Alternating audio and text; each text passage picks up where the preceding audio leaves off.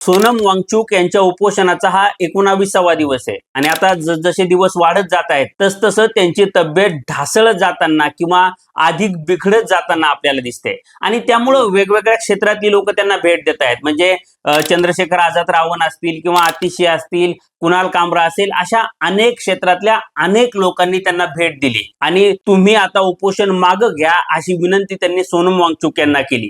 पण सोनम वांगचुक हे उपोषण मागे घेतील असं मला अजिबात वाटत नाही आणि त्याचं कारण म्हणजे सोनम वांगचुक यांच्या कुटुंबाचा इतिहास किंवा त्यांच्या वडिलांचा इतिहास. आता सोनम वांगचुक यांच्या कुटुंबाचा हा इतिहास नेमका काय आहे आणि त्यामुळं सोनम वांगचुक हे उपोषण मागे घेणार नाहीत असं मला का वाटतं हे मी तुम्हाला आजच्या व्हिडिओमधून सांगणार आहे. त्यामुळं हा व्हिडिओ तुम्ही शेवटपर्यंत पहा आणि हा व्हिडिओ शेवटपर्यंत पाहिल्यानंतर सरकारनं एका आंदोलकाशी कसं वागलं पाहिजे किंवा आंदोलकाबद्दल त्यांना सहानुभूती आणि प्रेम कशा प्रकारचं असलं पाहिजे हे सुद्धा तुम्हाला आजच्या व्हिडिओमधून समजणार आहे. त्यामुळे हा व्हिडिओ तुम्ही शेवटपर्यंत पहा आणि व्हिडिओ शेवटपर्यंत पाहिल्यानंतर सोनम वांगचुक यांच्याशी सरकारनं चर्चा करावी असं तुम्हालाही वाटतं का ते मला कमेंट बॉक्समध्ये सांगा. सोबतच तुम्ही जर अजूनपर्यंत लॉजिकल सिद्धांत या आपल्या युट्यूब चॅनलला सबस्क्राईब केलं नसेल तर आधी आपल्या चॅनलला तेवढं सबस्क्राईब करा. नमस्कार, मी सिद्धांत आणि लॉजिकल सिद्धांत या आपल्या युट्यूब चॅनलमध्ये तुमचं अगदी मनपूर्वक स्वागत आहे. तर सोनम वांगचुक यांच्या उपोषणाचा आज 19वा दिवस आहे आणि त्यामुळं दिवसेंदिवस त्यांची तब्येत आता ढासळत जाताना आपल्याला बघायला मिळते. म्हणजे त्यांचं वजन आता 9 किलो पर्यंत कमी झालंय किंवा त्यांचा बीपी असेल किंवा त्यांची शुगर लेवल असेल, या सगळ्या गोष्टी आता कोलॅप्स व्हायला सुरुवात झाली आहे आणि यातून ते मृत्यूच्या अधिक जवळ जात आहेत असं दिसतंय. आता या सगळ्या गोष्टी असल्या तरीही सोनम वांगचुक यांना भेटण्यासाठी किंवा त्यांची भूमिका समजून घेण्यासाठी सरकारी पातळीवरून कोणत्याही हालचाली झालेल्या दिसत नाहीयेत. आता त्यामुळं वेगवेगळ्या क्षेत्रातल्या लोकांना त्यांच्याबद्दल चिंता वाटायला लागली. म्हणजे उद्धव ठाकरेंनी सुद्धा सोनम वांगचुक यांनी उपोषण मागे घ्यावा यासाठी त्यांना आवाहन केलंय किंवा आतिशी त्यांना भेटून गेल्या. आझाद समाज पक्षाचे चंद्रशेखर आझाद रावण आहेत, त्यांनी सुद्धा सोनम वांगचुक यांची भेट घेतली किंवा कुणाल कामरा असतील, प्रकाश राज असतील, या सगळ्या लोकांनी सुद्धा सोनम वांगचुक यांची भेट घेतली आणि तुम्ही उपोषण मागे घ्या अशी विनंती त्यांना केली. आता तरीही सोनम वांगचुक हे उपोषण मागे घेणार नाहीत आणि ते त्यांच्या मुद्द्यावर ठाम राहतील असं मला स्पष्टपणे दिसतंय आणि त्याचं कारण म्हणजे सोनम वांगचुक यांच्या वडिलांचा इतिहास. आता काय सोनम वांगचुक यांच्या वडिलांचा इतिहास? तर सोनम वांगचुक यांचे वडील सोनम वांग्याल हे लद्दाख मधले खूप मोठे सामाजिक कार्यकर्ते होते आणि सोनम वांग्याल यांनी लद्दाख मधल्या काही जमातींना एसटी म्हणजे शेड्यूल्ड ट्राईबचं स्टेटस मिळावं किंवा शेड्यूल्ड ट्राईबचा दर्जा मिळावा अशा मागणीसाठी 2 उपोषणं केली होती.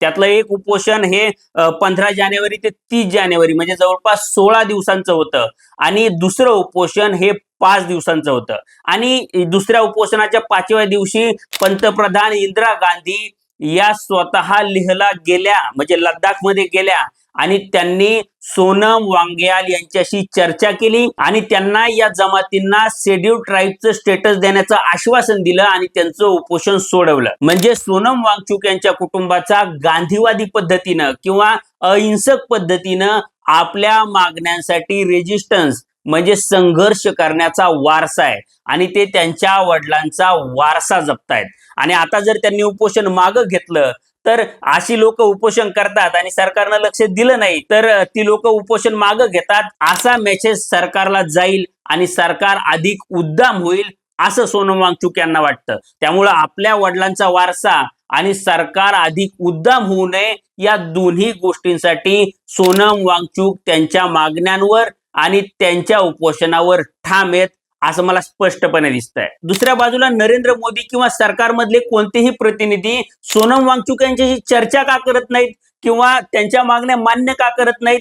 तर त्यामध्ये नरेंद्र मोदींना त्यांनी जो मी कणखर नेता आहे किंवा मी स्ट्रॉंग नेता आहे अशी जी प्रतिमा बनवलेली आहे ती प्रतिमा पुसली जाण्याचा धोका आहे असं वाटतं. त्यामुळे नरेंद्र मोदींना असं वाटतं की आपण सोनम वांगचुक यांच्याशी चर्चा केली किंवा त्यांच्या मागण्या मान्य करून धर्मेंद्र प्रधानांचा राजीनामा घेतला तर आपण बॅकफुटवर आलो किंवा आपण सोनम वांगचुक आणि कॉक्रोच जनता पार्टी समोर झुकलो असा मेसेज लोकांमध्ये जाईल आणि तो मेसेज जाऊ नये असं मोदींना वाटतं आणि त्यामुळं नरेंद्र मोदी आणि अमित शहा त्यांच्या कणखर नेतृत्वाच्या प्रतिमेला जपण्यासाठी सोनम वांगचुक यांना वाऱ्यावर सोडतायत असं दिसतंय. पण नरेंद्र मोदींना ही गोष्ट नीटपणे समजत नाहीये की कणखरपणा किंवा स्ट्रॉंगनेस नेमकं दाखवायचं कुठं. आता ते सोनम वांगचुक यांना भेट देत नाहीयेत किंवा त्यांच्याशी चर्चा करण्यासाठी सरकारी शिष्टमंडळ पाठवत नाहीत आणि यातून आपण काहीतरी स्ट्रॉंग नेते असा मेसेज आपण देतोय असं त्यांना वाटतं. पण ज्यावेळी स्ट्रॉंगनेस दाखवण्याची वेळ येते त्यावेळी नरेंद्र मोदी हे नांग्या टाकताना आपल्याला दरवेळी दिसत असतात. म्हणजे अमेरिकेचे राष्ट्राध्यक्ष डोनाल्ड ट्रम्प यांनी भारतावर 50% टॅरिफ लावला होता आणि भारताच्या अर्थव्यवस्थेला डेड इकॉनॉमी म्हटलं होतं आणि तरीही नरेंद्र मोदींनी ट्रम्प यांचं नाव घेऊन कोणतीही टीका केलेली नव्हती किंवा नरेंद्र मोदी हे मूग गिळून गप्प बसलेले होते. कारण की आपल्यापेक्षा कोणीतरी वरचढ आहे किंवा आपल्यापेक्षा कोणीतरी स्ट्रॉंग आहे असं जर त्यांना जाणवलं तर नरेंद्र मोदी हे अगदी कोशात जातात किंवा शांत बसतात. पण ते त्यांचा स्ट्रॉंगनेस, त्यांचा कणखरपणा हा देशातल्या जनतेवर दाखवत असतात आणि हीच प्रत्येक हुकुमशहाची स्ट्रॅटेजी असते. म्हणजे देशाच्या बाहेर त्यांनी कितीही इज्जत घालवली तरीही चालतं, पण देशाच्या अंतर्गत आपली पकड मजबूत राहावी किंवा आपली पकड सैल होऊ नये आणि लोकांनी आपल्याला ग्रँटेड घेऊ नये यासाठी देशाच्या जनतेवर ही लोक जुलूम करत असतात आणि तिथं आपला स्ट्रॉंगनेस किंवा आपला कणखरपणा दाखवण्याचा प्रयत्न करत असतात आणि तीच गोष्ट नरेंद्र मोदी सध्या करताना दिसत आहेत. हे आपण समजून घेतलं पाहिजे. आता नरेंद्र मोदींनी सोनम वांगचुक यांच्याशी चर्चा केली पाहिजे असं तुम्हाला वाटतं का? हे मला कमेंट बॉक्समध्ये सांगा. हा व्हिडिओ आवडला असेल तर व्हिडिओला लाईक करा आणि असेच नवनवीन व्हिडिओ पाहण्यासाठी लॉजिकल सिद्धांत आपल्या युट्यूब चॅनलला सबस्क्राईब करायला विसरू नका. धन्यवाद.